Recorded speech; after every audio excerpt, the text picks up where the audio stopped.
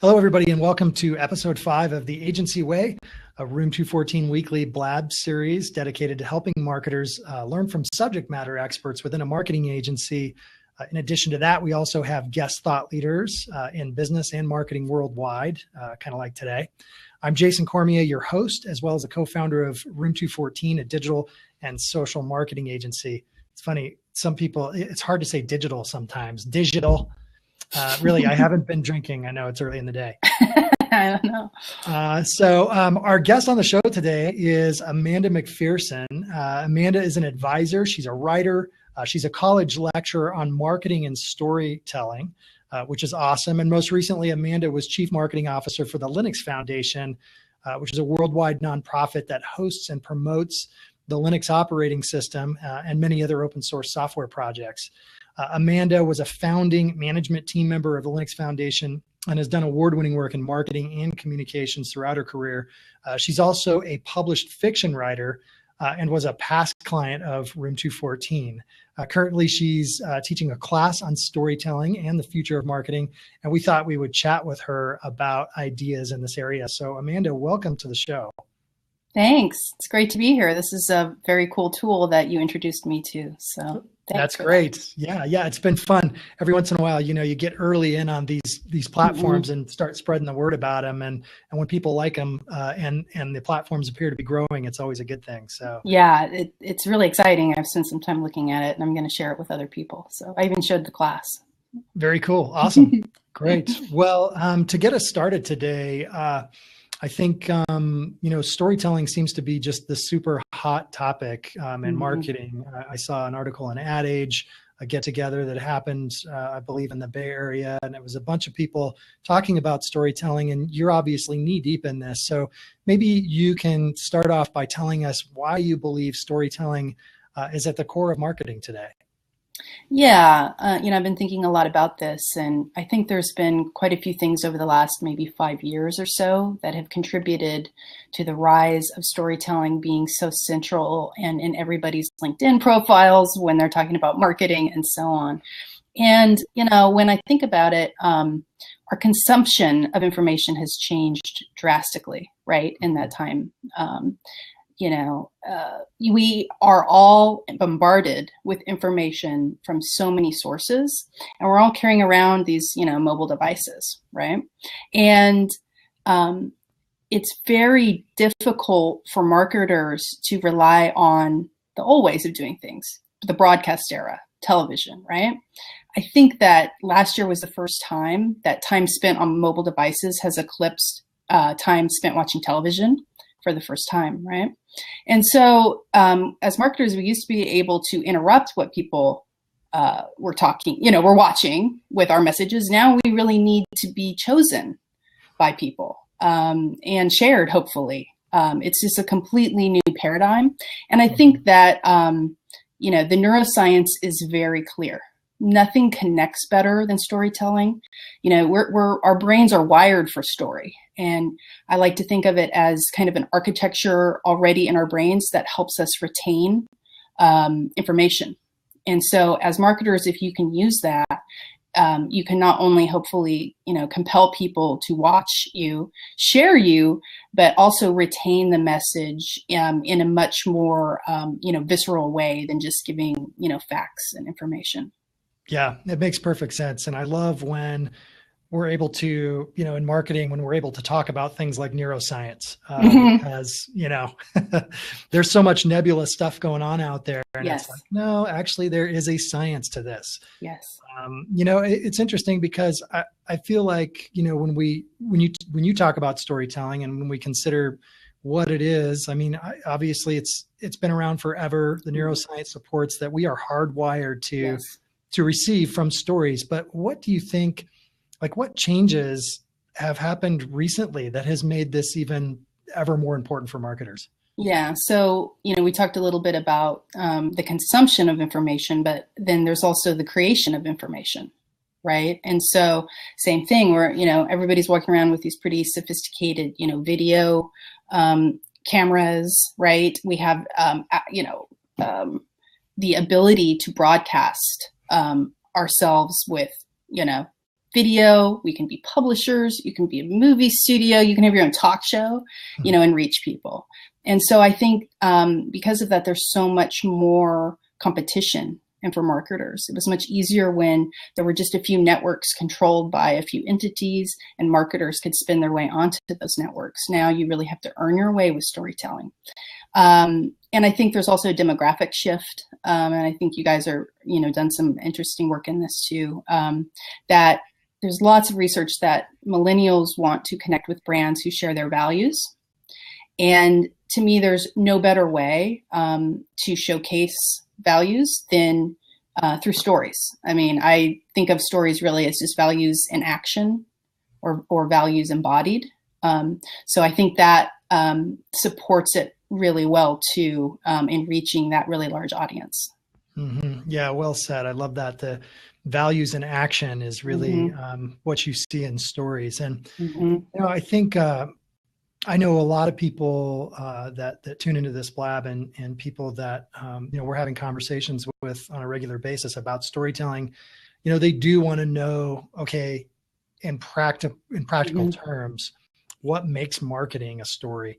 The words are used a lot, but, what exactly do you mean? In other words, maybe what is it and what isn't it?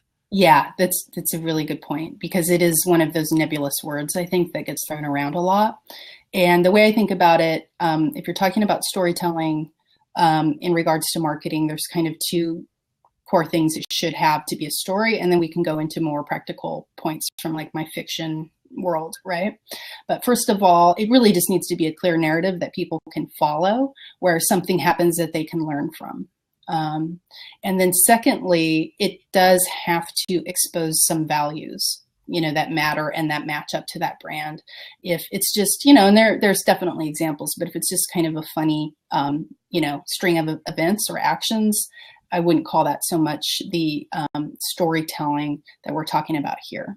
And then from a very practical standpoint, and again, more from the fiction writing side of my career, I guess, it's hard to have a story without conflict, right? It's hard to have a story where the character doesn't change. You have to take your viewer on a journey. And there's frameworks that can even spell it out even more, but you want to take that character on a journey through a changing world, that they learn something, and that's how we learn something. So I think practically those are a couple of the main things that that make it a story. And I do think that when people talk about storytelling in marketing and they're using that word, a lot of times they do just mean values being at the core of marketing. So it's kind of an interesting shift, I think, from the marketing in the past that was more maybe about authority or manipulation, and now we're talking more about connecting and the kind of expectations that people have around shared values with the brands.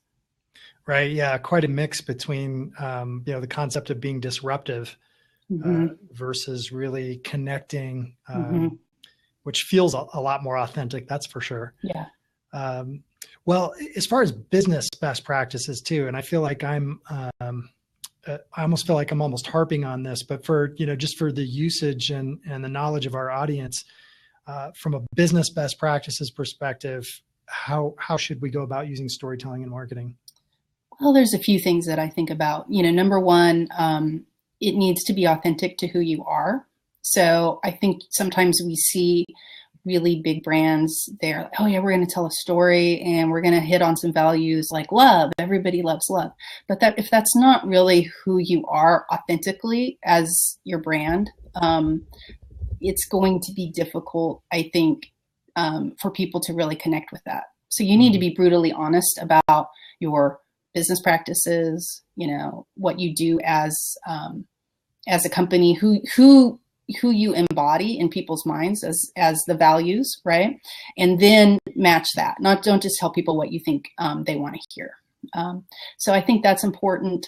I think doing a real brand story guide for your company, it might be your founding story, it may not, but what you and your values, what you really care about and embody is very important. And I would recommend that most people, even if they really know the stuff and you have marketing people who know it, work with an outside agency or a person or consultant just to get an outsider's perspective. Because I think we all know, probably your, from your company and, mine that I worked at for many years, you get so attached to it and, your story so well, but you really need that outside perspective to understand, oh, not everyone thinks the way we do about us, right? So that can be really helpful, and to be really purposeful about creating that strategy document that then people in, communications, your agencies or whatever can use that and create really compelling pieces from it. But it should be those pieces should be in support of your overall story. Mm-hmm. Yeah, and I appreciate that. Part of what you're talking about is also just being very strategic. Really, yeah, yes. It seems like there's a lot of directions you could go in, and I could see just it's exciting. And it is. So without strategy, you could have a great time, but is it really going to be doing what you need it to do? Exactly. In service of what? And that's the thing I think that people get, we'll just create this one really great brand video or something. But if it's not telling that overall arching story, it won't connect and be in support of who you want to be, right? In the minds of your customers. So. Right. Great. Well, I know that there are, since this is such an emerging thing, there are lots of books. There's great thinkers out there, conferences on storytelling and marketing. Maybe you can share with our audience what you know about some of these resources. Sure. So in my class and a lot of the materials I've been creating on this, I've used Jonah Sachs's book, Winning the Story Wars, which I highly recommend. I think you guys are familiar with that as well. Mm-hmm. And Jonah from Free Range Studios, he does a great job of taking the reader through a whole process, and it's a great resource. I like Simon Sinek. He has a lot of great thinking on this about start with why and values and neuroscience and all of that. And then a conference that I really recommend people who are interested in this. It's a small conference, but it's a very cool conference. It's called The Future of Storytelling. It's in New York every fall. And they talk about all these issues and then lots of things in the future from, virtual reality, augmented reality, and lots of neuroscience. It's a very neat experience to go to that conference. Very cool. Is there any single trend or thing of the future you have your eye on when it comes to how businesses are using storytelling?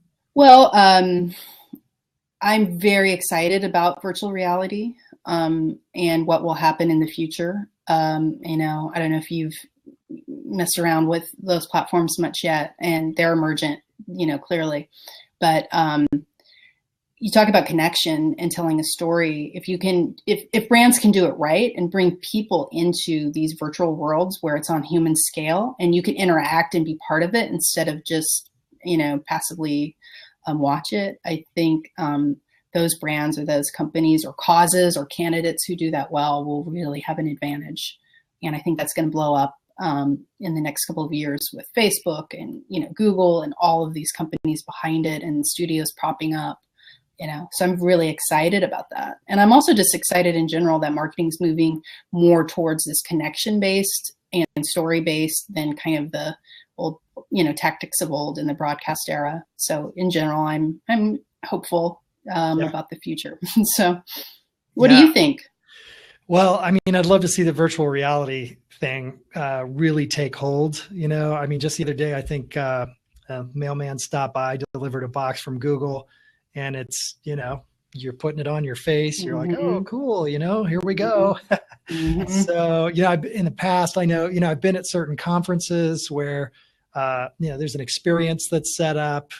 You got to put something on your head to experience that. And it's like, okay, well, that's pretty cool. Obviously there's limitations in terms of scale and what that looks like to a broader audience that's at least in the digital world.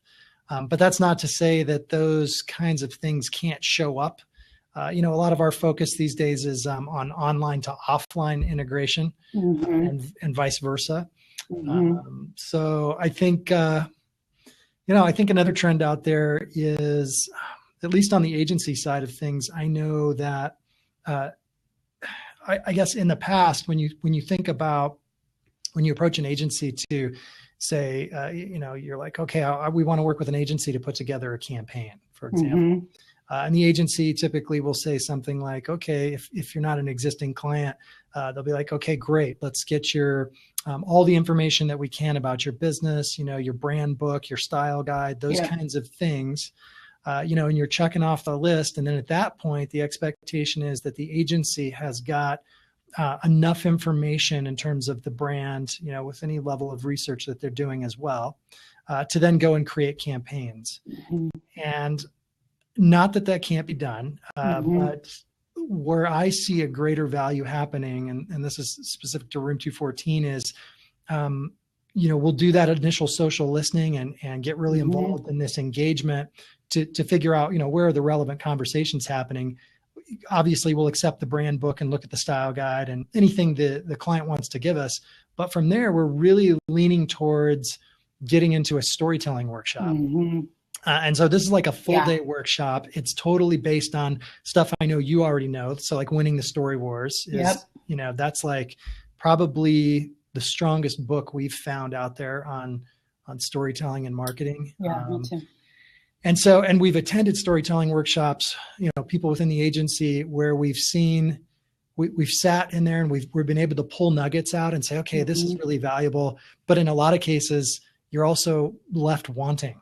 Mm-hmm. And you're thinking, gosh, this workshop, this conference could be better when I think about how it applies to building campaigns for my clients, or even long-term, evergreen content and content calendars. Mm-hmm. Exactly.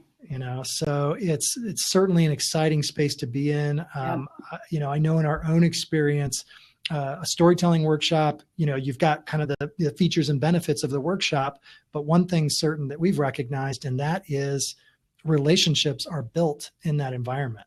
Mm-hmm. Oh, that's interesting. So, the agency, probably because it's so much about values too, and you get to the heart of things. Well, that's the thing. And because we're using Winning the Story Wars as our standard, values is like the biggest focus of the workshop. Yeah. And so you can have somebody on the brand side who's totally familiar with Style Guide and their brand book. Yeah. But once you get into a conversation about values, you're touching on things that, you see people lean into the conversation and there's inspiration that happens. And that generates great ideas and better collaboration. And it's very exciting. That's great. And I think that companies are really also tapping into the need for their story and, coming out of that workshop for internal, motivation of employees or attracting the right kind of employees. Like, it's so important to have that same story be your basis for internal communication, external communication. Because that's what connects with people. And so you want to connect the right employees as well as the right customers to you, right? Yeah, no doubt. And what you're talking about is, it really, storytelling begins to now span across the entire organization. It's not just a marketing effort anymore, right? Yeah, exactly. Very cool. Yeah, very cool. Well, Amanda, I know we're approaching our 20 minutes, so I just want to thank you for joining us on the Agency Away. I so appreciate your input and everything you're doing right now is really exciting to me personally. So thanks so much for joining us. Oh, well, thank you. I really enjoyed the conversation. And like I said, thanks for showing me this new platform. And we should keep in dialogue. It'll be great to see how things evolve over the next few years. Absolutely. Yeah, definitely. All right. Well, great. Well, as part of our final segue, our book recommendation of the week is Year of Yes by Shonda Rhimes. To be honest with you, I can't speak I wish I could say more about the book. What I can tell you is that Erica Stutzman, who some of you may have known, someone was trying to join the blab today. And we've had some technical difficulties. Okay, hang on just a second. I'm getting a message from her. She says she's in. Let me try and see what's going on here. I'm trying to, okay, so I've just, hey. Hi. Hi. Erica, what's up? Computer. Hi. Yeah, this has been exciting. Technology is exciting. Well, awesome. Well, before we check off today, I'll introduce to everybody. This is Erica Stutzman. Hello, Erica. Hi. Erica is now the director of editorial for Room 214. She's got an incredible award-winning journalist background, 14 years, went to Northwestern University. Erica's awesome, and she is going to be moving forward my co-host on the Agency Way. And so you made it, Erica. I'm here right at the end. But Amanda, I was inspired by your stories of storytelling, and that's why I picked this book. Awesome. Yes. Yeah. And, I don't watch her TV shows, so I'm kind of out of my wheelhouse now, but she is a master storyteller, and I love the idea that she's talking about doing things that make you uncomfortable and say yes to things that you would very human nature-wise say no to. And so I'm enjoying it. I'm just immersing myself in it, and I totally love it. And I was inspired by you, Amanda, to pick up this book, and I just love it. It's on my list, actually. So you're going to love it. I mean, I don't know if you watch her shows. I don't. I'm kind of more of a Walking Dead person. I'm kind of more of a Walking Dead person than a Grey's Anatomy person, but it's awesome. And then Jason also had asked me to do a nonprofit shout out of the week. So really quickly, just to segue, we've all been talking a lot about Flint, Michigan and the problems that they're having with clean water. But what it reminded me of is that there's 700,000 people on the planet who don't have access to clean water. So charitywater.org, and I'm going to type it in right now for the tweeps.